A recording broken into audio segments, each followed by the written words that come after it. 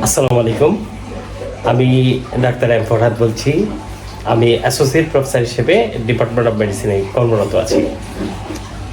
রমজান মাসে ডায়াবেটিস রোগীরা commonly question করেন, রোজা রাখলে ডায়াবেটিসের ওষুধের কোনো পরিবর্তন করা লাগবে কিনা। হ্যাঁ, আমরা যদি একটু বেসিক চিন্তা করি, রমজান ছাড়া আমরা যে সকালবেলা যে নাস্তাটা করি, এটা হচ্ছে সারা রাত না খেয়ে থেকে দিনের প্রথম খাওয়াটা সকালবেলা নাস্তা, ব্রেকফাস্ট। আর হচ্ছে রমজানের টাইমে আমরা এটা সিমিলার হচ্ছে ইফতারিটা, সারাদিন না খেয়ে থেকে আমরা ইফতার দিয়ে দিনের প্রথম খাওয়া শুরু করি। তাহলে আমরা যদি এটা চিন্তা করি, আমরা যদি এটা মনে রাখি যে আগেকার সকালবেলার নাস্তা সিমিলার টু ইফতার, তার মানে সকালবেলার যেসব ওষুধ আমরা ইফতারে গ্রহণ করব, আর হচ্ছে রাত্রে যে ওষুধ এটা সেহরিতে গ্রহণ করব। সেহরিতে সাধারণত আমরা বলি যে অর্ধেক অথবা 3/2 ওষুধ আমরা নিব। ইনসুলিনের কি হবে, অথবা খালি পেটের ওষুধের কি হবে?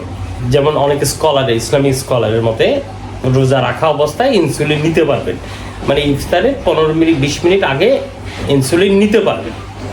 তবু অনেকে হেজিটেট করেন, আমরা তাদেরকে অনার করি। আমি তাদেরকে বলি, আপনারা পানি দিয়ে ইফতার করবেন, সেই সময় ইনসুলিনটা নিয়ে নেবেন, মাগরিবের নামাজের পরে বাকি ইফতারগুলো করবেন। অথবা খালি পেটের ওষুধও সেই ওষুধ দিয়ে আপনারা রোজা ভঙ্গ করবেন। এরপর নামাজের পরে 15-20 মিনিট লাগে, 15-20 মিনিট পরে বাকি ইফতারগুলো করবেন। আমরা শুধু এই বেসিক জিনিসটা যদি জানি, তাহলে আমাদের রোজাদার ভাই বোনদের রোজার সময় ওষুধের তারতম্য কী করতে হবে এটা বেগ পেতে হবে না। আমি আবার বলছি, রমজান মাসে ইফতারটা সিমিলার টু অন্য সময়কার সকালবেলার নাস্তার সমতুল্য, মানে দিনের প্রথম খাবার ব্রেকফাস্ট, সকালবেলার নাস্তা, আর রোজার সময় ইফতার, দিস ইজ সিমিলার। তাহলে সকালের ওষুধটা আমরা ইফতারে নিব, আর রাতের ওষুধটা অর্ধেক করে অথবা 3/2 সেহরিতে নেব। এই সহজ অঙ্কটা যদি আমরা জানি, তাহলে রমজানে রোজা রাখা এবং ডায়াবেটিস রোগীরা ডায়াবেটিসের ওষুধ সেবন করা বেশি সমস্যা হওয়ার কথা না।